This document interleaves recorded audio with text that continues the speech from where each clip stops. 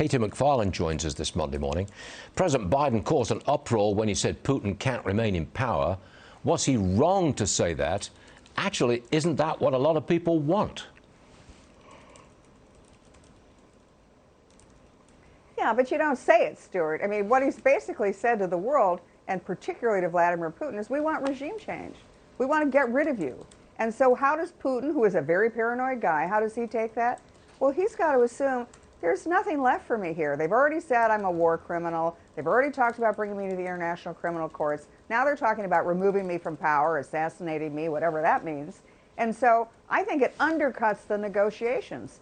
What Vladimir Putin's got to conclude is, I've got nothing to lose. I might as well just do to other cities in Ukraine what I've just done to Mariupol and keep going, escalate to de-escalate, because if I don't come out of this successfully, they're coming after me either way. So I think it's really done great damage to Ukraine.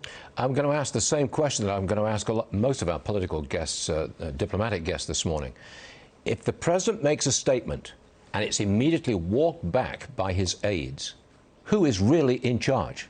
Good question, isn't it? It's a terrific question.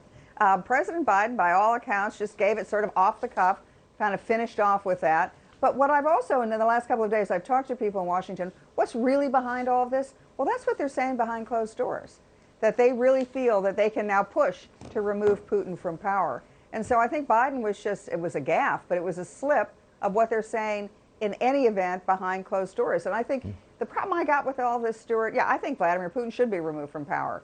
But how are you going to do it? So, you know, what's the plan? Assassinate him? Assuming that maybe the oligarchs are going to get rid of him? They don't even live in Russia.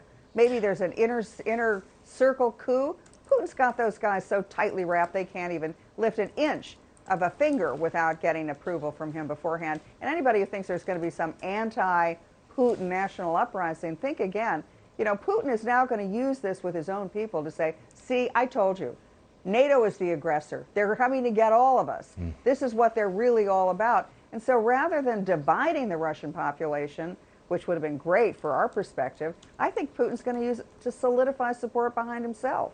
I think the country is in a very difficult position, and so is the president. Katie McFarland, great stuff. Thanks for joining us. We'll see you again soon.